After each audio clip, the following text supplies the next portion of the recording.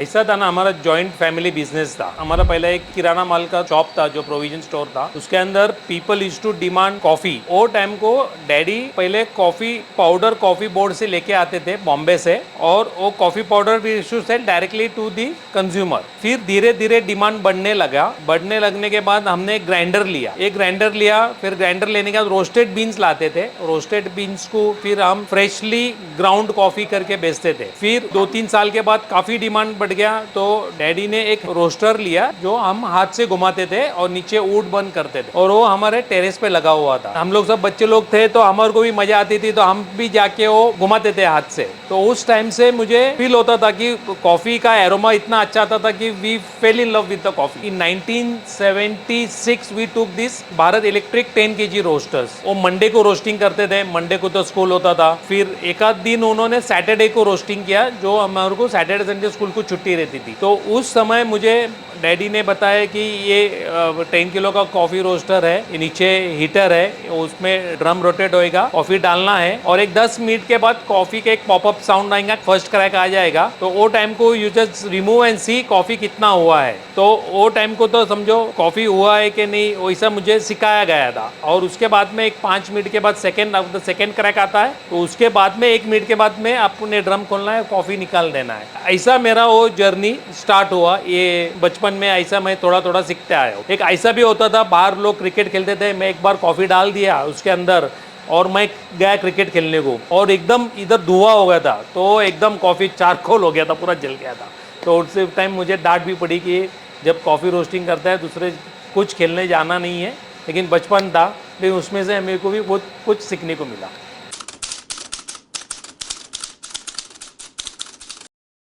From 1978 up to 1990 तक filter coffee का ज़माना था। हमारे यहाँ खड़की के अंदर AFK फैक्ट्री, 512 HE फैक्ट्री, उसमें सब ऑफिसर्स थे, वो सब साउथ इंडियन ऑफिसर्स थे, और वो लोग लिटरली डिमांड करते थे कि हमारे को फिल्टर कॉफ़ी चाहिए। तो उस टाइम हम लोग उनको, हमारा एक USP था कि freshly roast and ground coffee customer को देने का है। अगर कस्टमर आता है और वो हमारे को डिमांड करता है कि हमें 50 ग्राम्स भी कॉफ़ी पाउडर चाहिए, तो हम उनके सामने ग्राइंड करके देते थे। तो उसके लिए हमारे पास लिटरली क्यू लगती थी कॉफ़ी पाउडर लेने के लिए, क्योंकि इंस्टेंट का ज़माना नहीं था। फिल्टर कॉफ़ी के ऊपर लोग ज़्यादा डिपेंडेंट थे। फिर उसके साथ में हमारे टी डेपोज में कॉफ़ी जाते थे, what we called as French coffee, means this is blend of coffee and chicory. Means you can say the ratio is 55% coffee, 45% chicory, या 60% कॉफ़ी, 40% चिकोरी। तो that too coffee we to supply to the prominent, जैसे tea emporium हुआ, Raj T depot हुआ, विशाल T depot हुआ, उनको हम लोग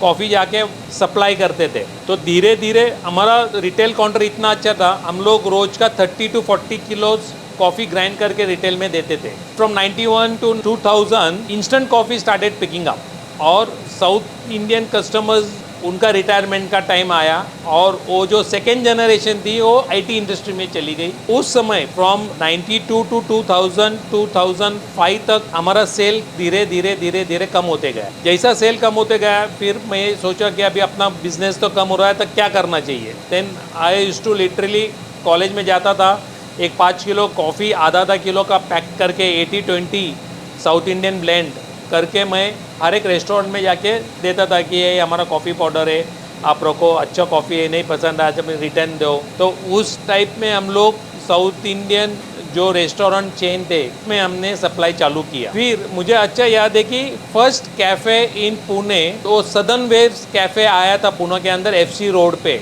कोई बंदा था, फॉरेन से आया था, उसने FC रोड पे एक कैफ़े खोला, लिटरली कैफ़े खोला। उसके बाद एस्प्रेसो मशीन थी, और उसका मुझे फ़ोन आया कि आप मुझे कॉफ़ी रोस्ट करके देंगे क्या। तो हम उनको भी कॉफ़ी रोस्ट करके देते थे। 92-94 के टाइम को German bakery was the first cafe setup in Koregaon park. तो वहाँ फॉरेनर्स बहुत आते थे, और फॉरेनर्स तो सिर्फ कॉफ़ी बीन्स वाली कॉफ़ी पीते थे। तो लिटरली वहाँ पे वो ग्राइंड करके फ्रेश कॉफ़ी बना के देता था। तो उनको जाके मैंने पिच किया, तो बोला हाँ, no problem, you can give us the sample, will test, if it is approved will take from you. तो ऐसा German bakery was my first customer, from where we started supplying to the coffee industry में, just start हुआ था। Then we approach Osho आश्रम। ओशो में भी काफ़ी coffee जाती थी।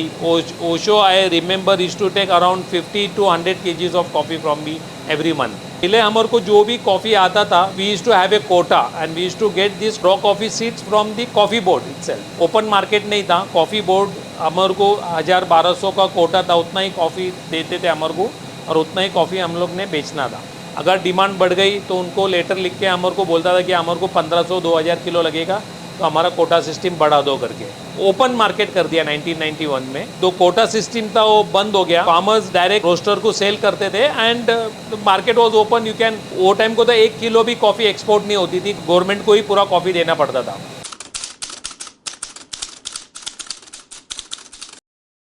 वो हमारे को वो टाइम को 4 टाइप की कॉफ़ी मिलती थी, प्लांटेशन है, प्लांटेशन पेपरी, रोबेस्टा है एंड रोबेस्टा पेपरी। ये 4 ही कॉफ़ी मुझे पता था। रोबेस्टा जो थी वो चेरी कॉफ़ी थी, अरेबिका जी थी वो वॉश्ड कॉफ़ी थी। तो हमें बताया गया है कि अरेबिका और रोबेस्टा का ब्लेंड करना है और कॉफ़ी सेल करना है। लेकिन अभी के ज़माने में काफ़ी चेंजेस आए हैं, अभी होम ब्रूअर्स ज़्यादा हुए हैं। Now people want to know from which farm you are purchasing the coffee, at which elevation the coffee is grown, what is its process, whether it is roast process, is natural, it's honey sun dried, it's fermented, उसके आजू बाजू में क्या grow किया है, whether it is organic और unorganic, मतलब क्या खत पानी वगैरह दिया है। तो अपन जो अभी बोलते हैं कि स्पेशलिटी कॉफ़ी, अभी स्पेशलिटी का कॉफ़ी का ज़माना आ गया है। लीप बोलते हैं ना अपन, एक रेवोल्यूशन आ गया कॉफ़ी इंडस्ट्री के अंदर। वो टाइम को तो सिर्फ 4 ही पता था, अभी तो we are dealing with various farms. Now we are dealing with Barbara, we are dealing with Rohan from MS estate, आतिकन एस्टेट हमसिन मैडम के साथ।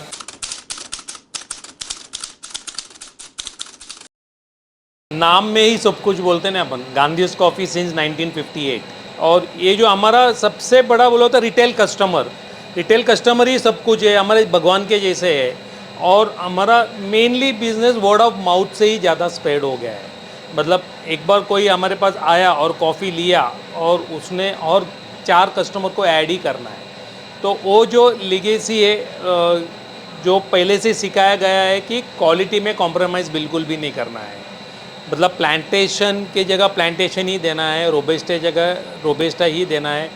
लोगों को कॉफ़ी के बारे में मालूम नहीं रहता है, लोग क्या करते हैं कि प्लांटेशन बोल के रोबेस्टा भी ग्राइंड करके दे देते हैं। लेकिन हमारे यहाँ हमारे कोर वैल्यूज़ में ऐसा सिखाया नहीं गया है। We are strictly with the quality. हमारा जो भी परचेस है we are taking directly from the state. तो उनको भी हमने बोल के रखा है कि बाबा we are very strict on quality. अगर हमारे को कॉफ़ी पसंद नहीं आया, will send back coffee to you, but you just see that कि कॉफ़ी हमें बराबर आना चाहिए। अच्छा, पहले तो मैं आपको जैसे बताया कि 4 ही कॉफ़ी के बारे में हमको पता था। और वो टाइम को हम लोग रोस्ट करते थे पुरानी, जो हमारे पास 10 किलो का भारत रोस्टर है, इलेक्ट्रिक रोस्टर। जैसा कॉफ़ी का रेवोल्यूशन स्टार्ट हुआ, बहुत सारे कॉफ़ीज़ मार्केट में आते गए, फिर हमें ऐसा पता चलने लग गया कि ये कॉफ़ी रोस्ट तो कर रहा है, लेकिन समवॉट ब्लैक कॉफ़ी पीते टाइम लोगों को इतना पसंद नहीं आ रहा है। ठीक है, मिल्क में it was going good, but उसके अंदर नोट्स क्या है। तो ये जो हमारे पास पुरानी मशीन थी, काफ़ी उसके अंदर चेंजेस करने की लाने की कोशिश की, but we used to not get the output what now the customer is demanding. जैसा अभी बहुत सारा चेंज है, होम ब्रो ज़्यादा हुआ है, ब्लैक कॉफ़ी ज़्यादा बिकने लग गई है। तो फिर I made a trip to Coffee Board Bangalore. तो वी टू का Buhler coffee roasting machine. Buhler coffee roasting machine के अंदर हमारे को इतना उसका बेनिफिट है कि we do the profile roasting over है। We are very quality conscious people. हमारा नाम में ही सब कुछ है। लोग हमारे पास क्यों आते हैं कि उनको पता है कि यहाँ पे ऑथेंटिक कॉफ़ी मिलेगी, नेचुरल कॉफ़ी मिलेगी, और जो कॉफ़ी बोला गया है वही कॉफ़ी कस्टमर को दी जाएगी। एक ट्रस्ट बिल्ट हुआ है। डैडी ने जो हमारे को कोर वैल्यूज़ दिए है, बी क्वालिटी कॉन्शियस, ट्रस्ट। आपने बोला है कि इसके अंदर 70% अरेबिक है और 30% रोबेस्टा है, तो उसमें कुछ हेरा फेरी करना नहीं है। और एक चीज़ ने ये सीखी है कि वो कीप ऑन लर्निंग, कि कॉफ़ी इंडस्ट्री अभी चेंज हो रही है। जैसा हमने ये पुराने मशीन से हमने अभी ब्यूलर का 20 किलो रोस्टर लिया है, अभी हमारे को एक कॉफ़ी लैब सेटअप करना है। तो कॉफ़ी लैब सेटअप करने के लिए हमारे को एक छोटा स्मॉल 1 kg का रोस्टर भी लेना है, जिसके कारण हमारे को स्मॉल बैच में या सैम्पल रोस्टर अपन बोल सकते हैं कि 100 ग्राम्स 50 ग्राम्स कॉफ़ी। पहले हम लोग कॉफ़ी बीन्स डायरेक्टली सोर्स करते थे, अभी हम लोग सैम्पल्स मंगाते हैं, सैम्पल्स को रोस्ट करते हैं, फिर उसको कपिंग करते हैं। अगर हमें कॉफ़ी पसंद आई तो फिर हम लोग कॉफ़ी मंगाते हैं। एक कॉफ़ी एक्सपीरियंस सेंटर हमने बनाना है, जो कि हमारे कस्टमर भी आए और वहाँ पे सामने सामने कॉफ़ी टेस्ट करेंगे और हमारे को बोलेंगे कि ये टाइप की कॉफ़ी हमें चाहिए। So we just keep on learning, keep learning, that's all.